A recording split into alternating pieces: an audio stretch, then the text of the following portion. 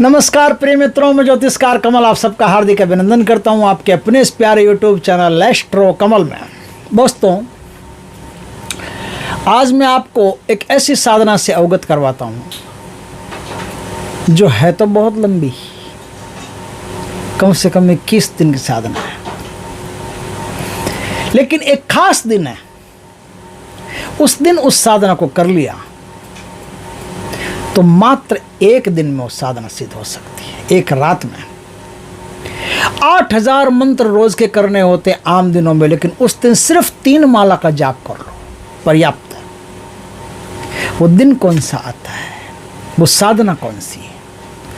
दोस्तों, अष्टभूतनियों में शिव जी की 8 गणिकाएं हैं, विशेष भूतनियां उन्हें माना जाता है। भूतनियां शिव जी की पूजा करते हैं ना, उनमें से 8 भूतनियों में से एक भूतनी जिसका नाम है हरिणी भूतनी, उसे हारिणी भूतनी भी कहते हैं, क्योंकि वो दुखों का हरण करती है। किसी के भी जिंदगी में दुख आता है तो हरिणी भूतनी दुखों का हरण करती है।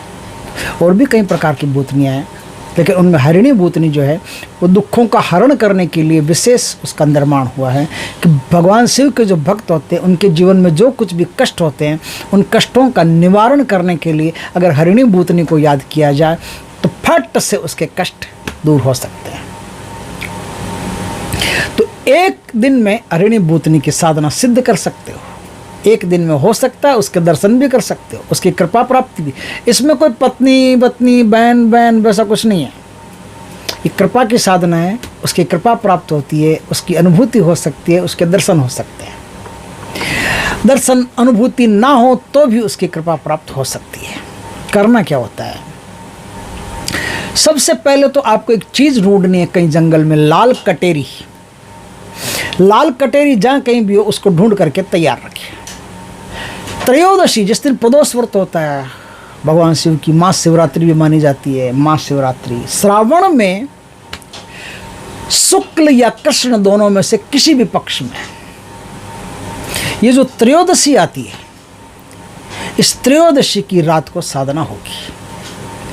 आपको 2 दिन, 1 दिन, 3 दिन पहले सफ़ेद सरसों के बीज ले जाने हैं और लाल कटेरी जहाँ होती है, लाल कटेरी के चारों तरफ वो सफ़ेद सरसों के बीज थोड़ा थोड़ा खड्डा खोद करके उन खड्डों में डाल देना। खड्डा खोद करके मतलब जैसे लाल कटेरी का पौधा कहीं लगा है, पौधा अलग होना चाहिए, उसके आसपास जुड़ा हुआ कोई भी पौधा नहीं होना चाहिए, लाल कटेरी का ही पौधा होना चाहिए। अब उसके आसपास की जगह देख लीजिए, आसपास की जगह देख करके उसके चारों ओर एक व्रत बना दीजिए खोद करके। कोई खोदने का कोई औजार ले जाइए, खोदते चारों ओर एक गोल घेरा बना दीजिए। गोल घेरा बना करके उस गोल घेरे में सफ़ेद सरसों भर दीजिए।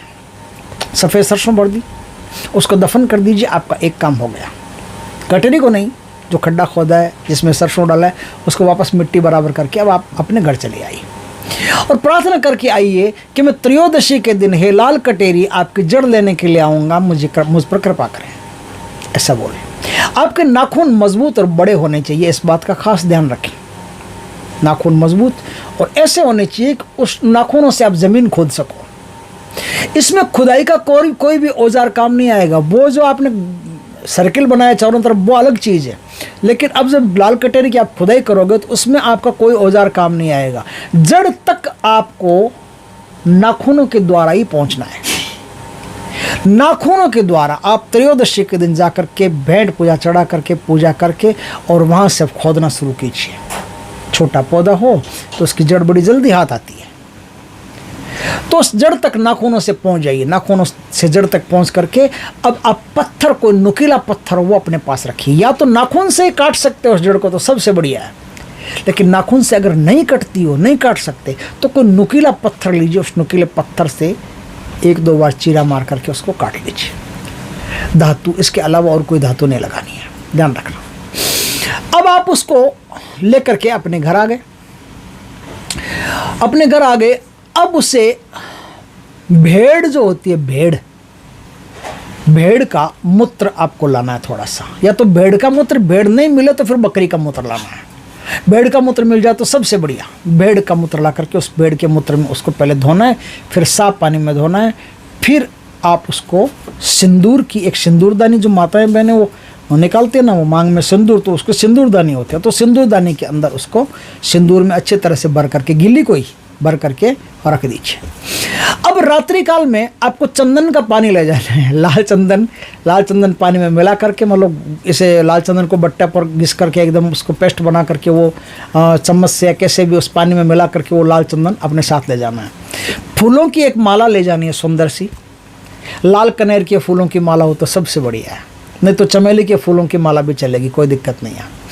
तो माला आप ले जा सकते हैं अपने साथ। धूप दीप अगरबत्ती ले जाना, शुद्ध जो गाय का घी होता है उसका दीपक जलाएं तो और बढ़िया, नहीं तो सरसों के तेल का, चमेली के तेल का, ये दीपक भी आप जला सकते हो। रुद्राक्ष की सिद्ध माला आपके पास होनी चाहिए, सिद्ध माला आपके पास होनी चाहिए, वो माला ले जानी है। अब आपको पुराने जर्जर हुए टूटे फूटे कोई शिव मंदिर में जाना है, उसकी पहले से साफ सफाई करके तैयार रखना ताकि आपको कोई प्रॉब्लम नहीं हो।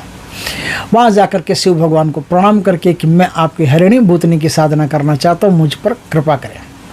और अब वहाँ बैठ करके भगवान का आशीर्वाद लेकर के, गणेश जी का आशीर्वाद लेकर के, माता का आशीर्वाद लेकर, सबका आशीर्वाद ले लिया। आशीर्वाद लेने के बाद में अब वहाँ बैठ करके आप एक माला गुरु मंत्र की, एक माला गणेश जी के मंत्र की, एक माला शिव जी के मंत्र की, 3 माला करने के बाद में अब आपको 3 माला हरिणी भूतनी के मंत्र की करनी है।